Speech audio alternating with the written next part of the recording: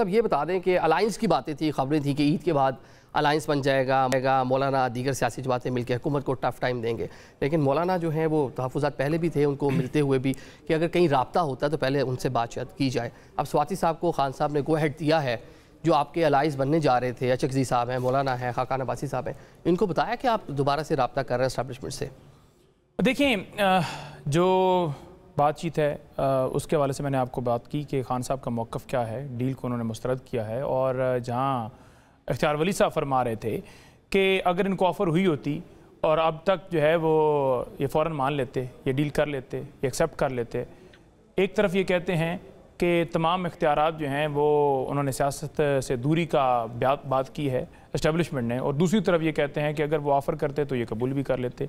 फिर एक बयान को आप लेकर चले ना, फिर आप ये कहें या तो वो इन्वॉल्व नहीं है या फिर वो इन्वॉल्व हैं तो डेफिनेटली तब भी उन्होंने ऑफ़र करनी है और फिर एक्सेप्टेंस होनी है। तो ये खुद ही इनकी बात की तरदीद है।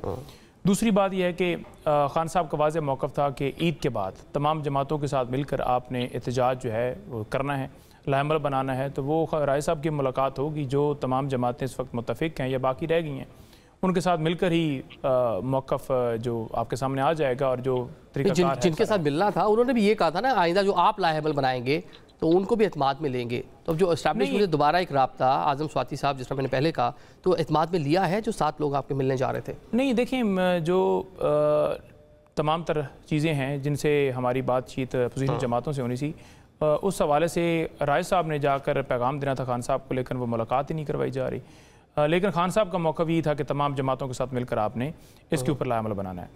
अब तीसरी बात ये रहेगी कि इन्होंने कहा जी कि जो 2018 का इलेक्शन और उसमें जिस तरह ऑफ़र्स की गई, जिस तरह लोगों को हेलीकॉप्टर पर लेकर आए गए, हम तो कहते हैं क्या ये 2018 के ऊपर आप जुडिशल कमीशन बनाइए, इस 24 के ऊपर भी फ़ैसला कीजिए, जो 26 नवंबर को सान है वो उस पर भी फ़ैसला कीजिए, उस पर भी कमीशन बनाइए।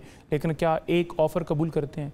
एक फार्म 47, नवाज शरीफ साहब भी कह रहे हैं ना कि बड़ी अहमियत के हामिल हैं, तो फिर इतनी अहमियत के हामिल होते तो अपना हल्का जीत जाते, फिर उस कमेटी के अंदर आ जाते जो अमन के हवाले से कमेटी का इजलास बुलाया गया था, वहाँ तो आए नहीं, वहाँ तो इन्होंने मेडिकल सर्टिफिकेट का बहाना बनाया।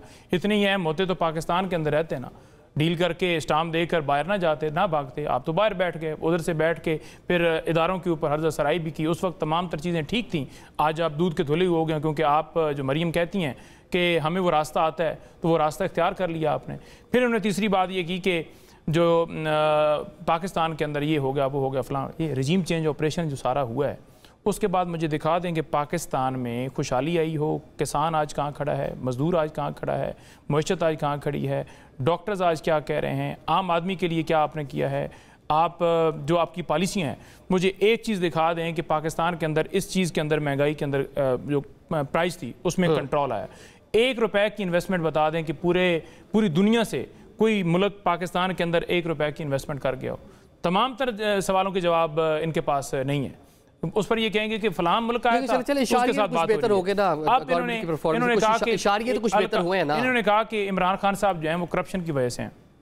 तोशा खाना पे इन्होंने कहा करप्शन है, अल्हम्दुलिल्लाह बरी हुए। इद्दत केस इन्होंने झूठा बनाया, उस पर पूरे प्रोपेगेंडे किए, ख़त्म हो गया।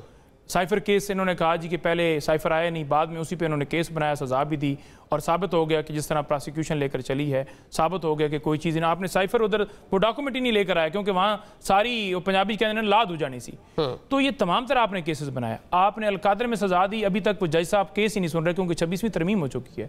जिस दिन उसके ऊपर मेरिट पर फैसला हुआ फारग हो जाएगा। 9 मई का सारा बयानिया पूरा एक इनको जवाब मिला ना क्रैक डाउन करने का। हम कहते हैं कि वो मुराद रास उसको लेकर आ जाइए, जो उसके ऊपर आईजी पंजाब ने स्टेटमेंट दी थी कि ये मरकजी मुलज़म है, आज वो बरी ज़िम्मा है। आज परवेज़ खटक जो उस वक्त केपी का सदर था, आज वो बरी ज़िम्मा है और काबीना का हिस्सा है, आपके साथ बैठा हुआ। और आप कहते हैं कि वो जी नाम हमने नहीं दिया, वो कहीं और से आया है। वो जो खुर्रम नवाज है यहाँ से MNA बना है फार्म 47 के मुताबिक, उसे आपने असम्बली में बिठाया हुआ है, उसके साथ बाकी देख लें। ये तमाम रहनुमाई किधर है? मैं वही कह रहा हूँ ना, ये तमाम लोग और अगर हमने फर्मे हाई करनी होती या हमने सारा कुछ किया होता तो हुसैन हकानी कौन है?